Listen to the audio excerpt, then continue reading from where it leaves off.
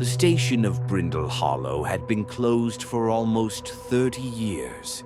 No trains stopped there, no announcements were ever heard. The tracks were overgrown with weeds, and the ticket booth had long since turned to rot and dust.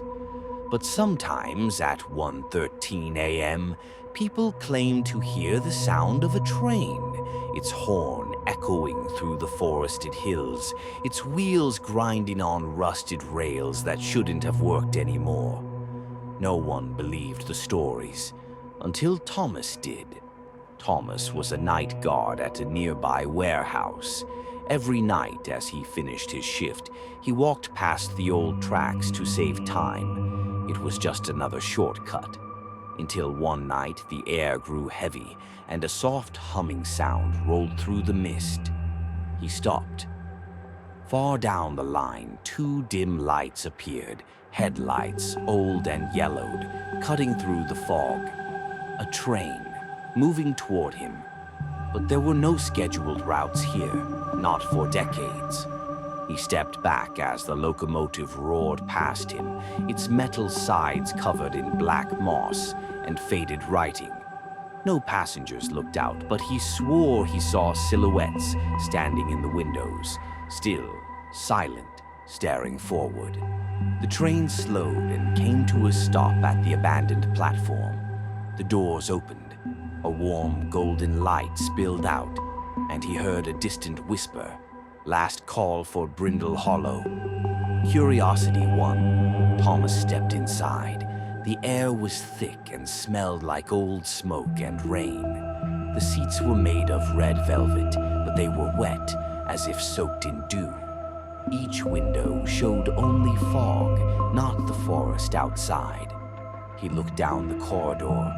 A conductor stood at the far end, a tall figure in a black uniform, face hidden by shadow. "Ticket, please," the voice said. Thomas stammered, "I don't have one." The conductor tilted his head. "You came aboard. That's enough." The doors slid shut behind Thomas. The train started moving.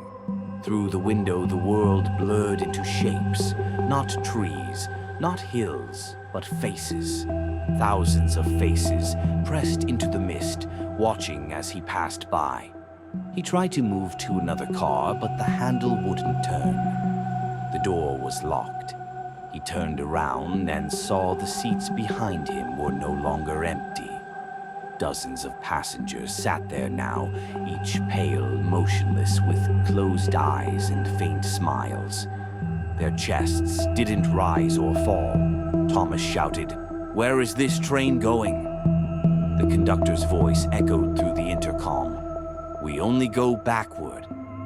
Outside the windows, the scenery changed. He saw his childhood home, his mother's face at the door, his own reflection as a boy, waving from the porch. Then the warehouse where he worked. Then the night he found the tracks. Everything in reverse. The train slowed again. It came to a stop at the same platform, but the station looked new, clean, alive. He stepped outside. The air was warm. The calendar on the wall read 1979. People bustled around him, familiar faces, long dead.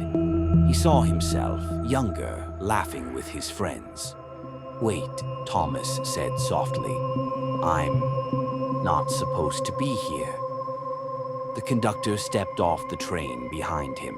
He lifted his hat slightly, revealing nothing but a mirror where his face should have been. "You boarded at 1:13, he said. "That's the price." The whistle blew. The train began to vanish, fading into the mist, and when it was gone, so was Thomas. Only his flashlight remained, lying beside the tracks, still glowing faintly under the full moon.